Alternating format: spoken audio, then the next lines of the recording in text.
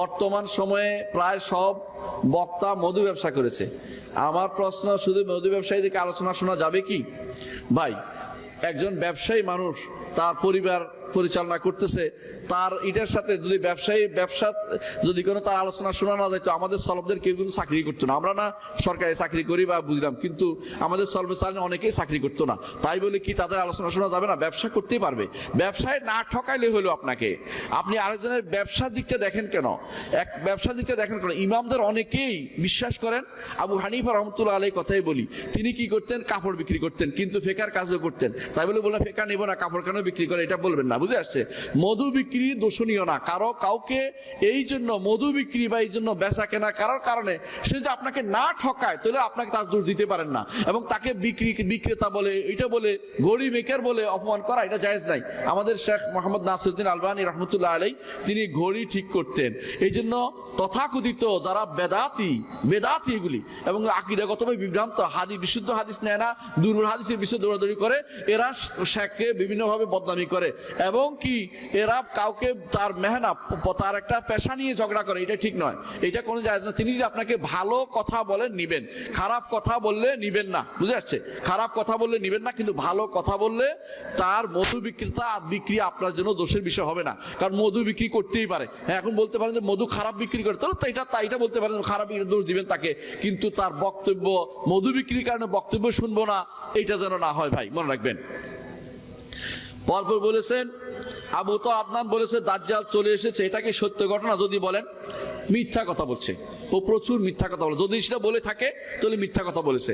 আপনি দায়ী, আমি জানি না, আমি শুনি না তার বক্তব্য। যদি সে বলে থাকে মিথ্যা কথা বলেছে। দাজ্জাল আসে নাই, দাজ্জাল কখন আসবে পরিবেশ তৈরি হয় নাই। আপনারা ভালো করে জানেন দাজ্জাল আসবে মাহদী আসার পরে, দাজ্জাল আসবে মাহদী আসার পরে। বুঝে আসছে? মুসলিমরা যুদ্ধ করতে থাকবে, এই যুদ্ধ যাবে রোম পর্যন্ত, ইটালি পর্যন্ত যুদ্ধ যাবে।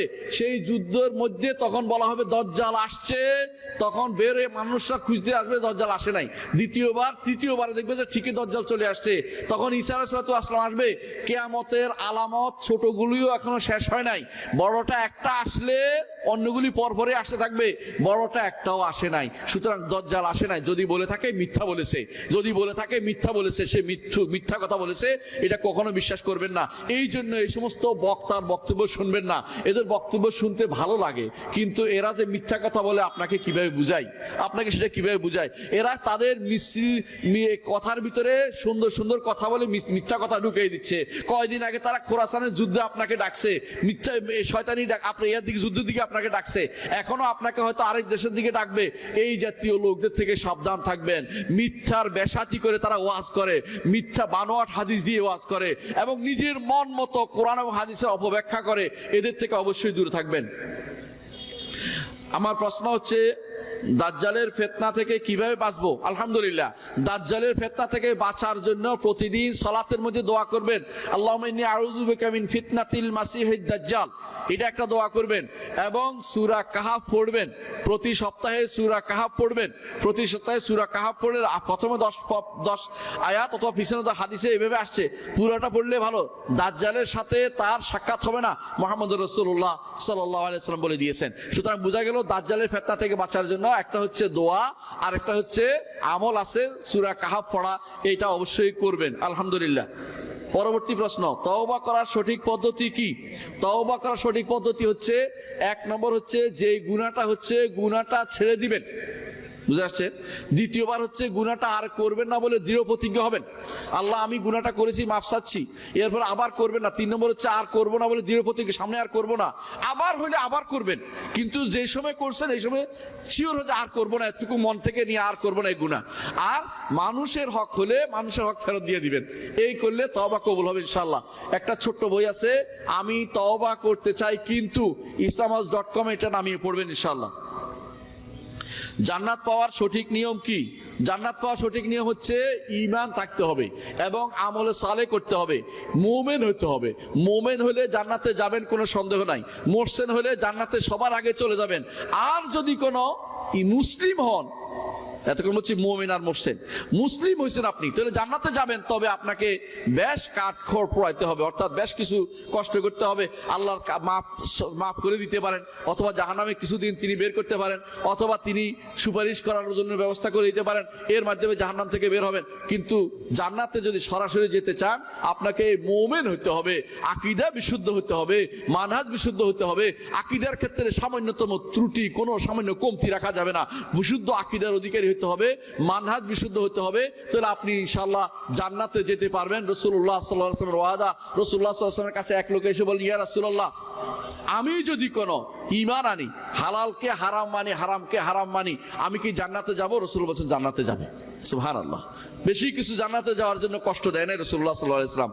রাসূলুল্লাহ সাল্লাল্লাহু আলাইহি ওয়াসাল্লাম জান্নাতে যাওয়ার জন্য এক ব্যক্তি এসে বলে, ইয়া রাসূলুল্লাহ, আমি যদি 5 ওয়াক্ত সালাত আদায় করি, ঈমান এনেছি, 5 ওয়াক্ত সালাত আদায় করি এবং যাকাত দেই, আমি যদি সাওম পালন করি, এভাবে বলার পরে লোকটা বলে, আমি শুধু ফরজ আদায় করব, আমি নফল কিছু আদায় করব না। দমা বিন সাআবার হাদিস, বিখ্যাত হাদিস। রাসূলুল্লাহ সাল্লাল্লাহু আলাইহি ওয়াসাল্লাম বলেন, আফলাহা ইন সাদাকা জাগালাল জান্নাতা ইন সাদাকা। দুই বর্ণনা আসছে, এক বর্ণনা আসছে লোকটা সফল কাম হবে জান্নাতে গেলে, আরেক বর্ণনা কাজটা করে গেলে, আরেক বর্ণনা আসছে জান্নাতে যাবে যদি ঠিক মতো কাজটা করে। এর অর্থ ফরজ আদায় করতে পারলে ঠিক মতো নেই, ঈমান থেকে যদি ঈমান রাখছেন, ফরজ আদায় করছেন, হারাম হালাল মেনে চলেছেন, আপনি ইনশাআল্লাহ জান্নাতে চলে যেতে পারবেন। আর যদি গুনাহ হয়, জাহান্নামে নিরাশ হওয়ার কোনো কারণ নেই। তওবা করলে দুনিয়াতে আল্লাহ আপনাকে ঈমানদারের মর্যাদা পৌঁছায় দিবে। যত বেশি তওবা করবেন, তত বেশি জান্নাতে যাওয়ার পথ আপনার জন্য সুগম হবে। গুনাহ করেছেন, গুনাহ হতে হবেই, কিন্তু তওবা করলে আবার ঈমানদারের পর্যায়ে, আবার মুহসিনের পর্যায়ে, সর্বোচ্চ পর্যায়ে আপনি ঈমানদার হয়ে যাবেন। তখন আপনার জন্য জান্নাত যাওয়া সহজ হয়ে যাবে। জনৈক বক্তা বলেছে, সুর দিয়ে ওয়াজ করা যাবে, এই কথা বলা কি শরীয়ত সম্মত? ভাই, সুর হচ্ছে কোরআন আয়াতে আসবে, কারণ রাসূল বলেছেন, মান লাম ইয়াতাগান্না বিল কোরআনে ফালাইসা মিন্না। কোরআন আয়াত সুর করে পড়ছে বাচ্চারা, আমাদের অন্তর কেড়ে নিয়েছে। আপনিও শুনেছেন সুর করে পড়লে কোরআনের সুর কোনটা? যেটা অনুমোদিত সুর, কোনো গানের সুর না, কোনো বাজের সুর না। প্রত্যেকের আল্লাহ একটা সুর দিয়েছেন, ওই সুর দিয়ে চেষ্টা করলে, বিশুদ্ধভাবে পড়লে এটা গ্রহণযোগ্য একটা সুর হয়ে যায়। তো এই সুর পড়তে পারবেন। কিন্তু আপনি সুর দিয়ে এমন কথা বললেন, কিরকম, বাবারে আমার আজকে ওখানে মাহফিল ছিল, কালকে ওখানে মাহফিল ছিল, পরশু অমুকখানে আটকে গেছিল, এগুলি যে গান গাইছে, এগুলি কোনো সুর কথা হইলো? বলে এগুলি কিছু হইলো?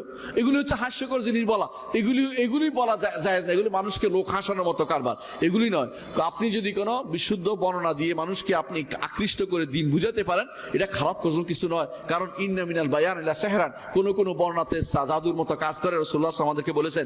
কিন্তু মিথ্যা কথা, বানোয়াট কথা, আজে বাজে কথা দিয়ে কাউকে সুর দিয়ে টানা জায়েজ নাই। পরবর্তী প্রশ্ন, কি বা সহবাসের দোয়ার সময় দোয়া পড়তে কি জরুরি? হ্যাঁ, সহবাসের দোয়া করবে, দোয়া পড়বেন, যেটা হিসনুল মুসলিম গ্রন্থে আছে, সেটা অবশ্যই সুন্নাহ সম্মত, এটা পড়বেন, অবশ্যই পড়বেন। তাহলে শয়তান আপনার সন্তানের উপরে আসর প্রভাব ফেলতে পারবে না। প্রাথমিক জ্ঞান অর্জনের জন্য কি বই পড়া প্রয়োজন, বা বইয়ের নাম যদি বলেন? প্রাথমিক দ্বীনি জ্ঞান অর্জনের জন্য, আকীদা জ্ঞান অর্জনের জন্য উসুলুল ঈমান একটা গ্রন্থ আছে, আমার এবং ডক্টর মনজুর এলাহির অনুবাদ করা, আমাদের মদিনার মাশায়েখদের বই উসুলুল ঈমান। এটা আপনি ইয়াতে পাবেন, ওয়াহিদিয়া লাইব্রেরিতেও পাবেন ইনশাআল্লাহ, এখানে পাবেন। ওখান থেকে কিনে নেবেন উসুলুল ঈমান, বুঝছেন, দেখে নিবেন মদিনার মাশায়েখদের। আবার উসুলুল ঈমান নামে দুনিয়ার কেউ বের করলে ওটা নিবেন না, বুঝছেন। তো অনেকে বের করতেছে এখন, এই বিভিন্ন একই জিনিসের নাম দিয়ে বের করে চালু করার জন্য। উসুল ঈমান নাম দিয়ে যেটা পরিচয় বের করেছে আমার অনুবাদ, ডক্টর মনজুর অনুবাদ দেখবেন, কারণ আমাদের মাশায়েখরা কষ্ট করে সহজ করে আপনার জন্য দিয়েছে, আপনি সহজে সেটা পড়তে পারবেন ইনশাআল্লাহ। আর সহজ আকীদা বইটা পড়বেন, সহজ আকীদা বইটা পড়বেন। আর আমলের জন্য ইসলামী ইসলামী ফেক একটা বই আছে তুয়াইজিরির, এটা বের হয়েছে সম্ভবত আলোকিত প্রকাশনী থেকে, সাইফুদ্দিন বেলাল অনুবাদ করেছেন, সেটাও আপনি পড়বেন ইনশাআল্লাহ, খুব ভালো বই, এটা পড়তে পারেন ইনশাআল্লাহ, এটা আপনার জন্য উপকারী হবে। ইসলামী বিশ্ববিদ্যালয় যে পার্টি হয়েছে, এই সম্পর্কে ইসলামী কর্তৃপক্ষ কি জানে? এই সম্পর্কে জানতে চাই। ইসলামী বিশ্ববিদ্যালয় কি বাংলাদেশের বাইরে নাকি?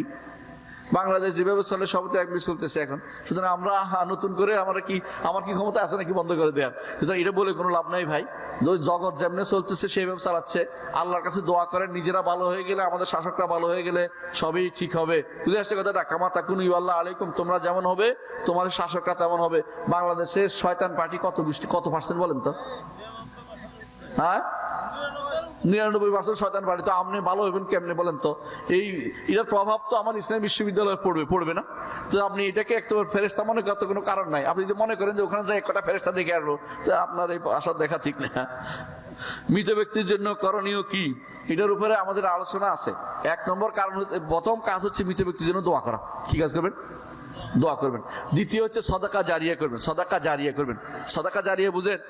সদাকা জারিয়া অর্থ হচ্ছে এমন জিনিস যা অনেকদিন থাকে, অনেকদিন থাকে। যেমন এই মাদ্রাসা প্রতিষ্ঠা করবেন, একটা মসজিদ প্রতিষ্ঠা করবেন, আপনি আখিরাতের বাড়ি করে যাচ্ছেন, আরেকজন করে বাবার নাম বাবার জন্য করে যাচ্ছে। আর্থিক টাকা, মনে রাখবেন একটা কথা, আর্থিক ইবাদত অন্যের জন্য করা যায়। আর্থিক ইবাদত অন্যের জন্য করা যায়। শারীরিক ইবাদত নিজের জন্য নিজে করতে হয়, আরেকজনের জন্য করা যায় না। নিজে করে এটার ওসিলা দিয়ে দোয়া করা যায়। মনে থাকবে, বিশ্বাস বুঝে আসছে কথাটা?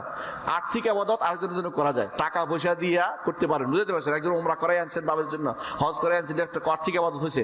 কিন্তু আপনি 2 রাকাত নামাজ পড়ছি, বাপের জন্য হবে না। কারণ কি? শারীরিক ইবাদত। দেখি শারীরিক ইবাদত, এটা কি করবেন? 2 রাকাত নামাজ পড়ে দোয়া করবেন, ওসিলা আল্লাহ আমার বাবাকে ক্ষমা করে দাও, আমি ওসিলা দিয়ে দোয়া করতেছি। এটা হলো ওসিলা, নেক আমলের ওসিলা দিয়ে দোয়া করা। এটা করবেন। এটা কিসের কাজ?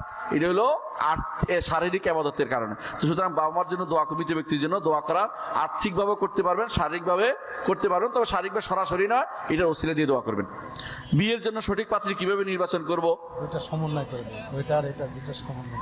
আচ্ছা, বিয়ের জন্য বয়স হয়েছে কিন্তু বাসা থেকে দিচ্ছে না এবং আমি বেকার, এখন আমার করণীয় কি? আপনি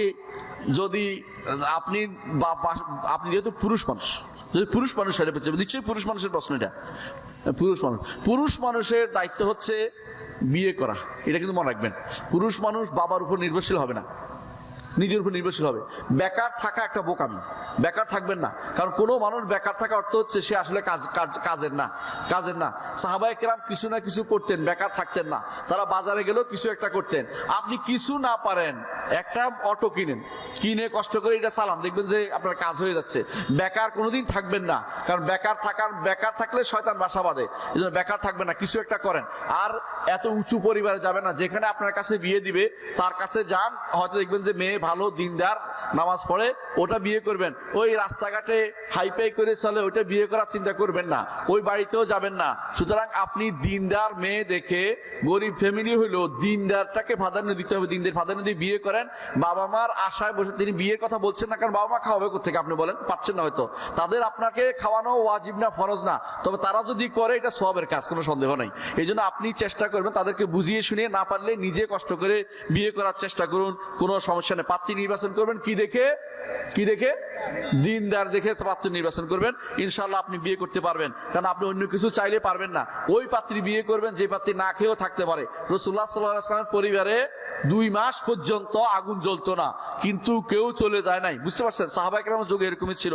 সেরকম অবস্থায় চলে যান, ইনশাআল্লাহ পারবেন।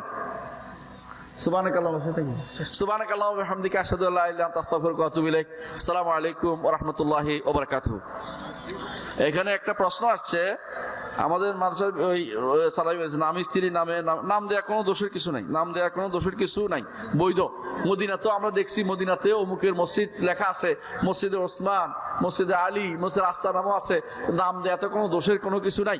কারণ তার প্রতি তিনি সবাই তার জন্য একটা দোয়া করবে, দেখলে যে ওনার জন্য এটা দেওয়া হয়েছে, তার একটা সুবিধা। নাম দেওয়ার কোনো দোষের কিছু নেই, গুনার কোনো কিছু নেই। আলহামদুলিল্লাহ মক্কা মদিনাতেও এরকম নাম দেয়া মসজিদও আছে, মাদ্রাসাও আছে, কোনো সমস্যা নেই। ইমাম আবু হানিফা রাহমাতুল্লাহ নামে একটা মুতাওয়াসসিতা আছে। হ্যাঁ, মৌখিক প্রশ্ন করা যাবে না, অনেক মানা করছে। আলহামদুলিল্লাহ।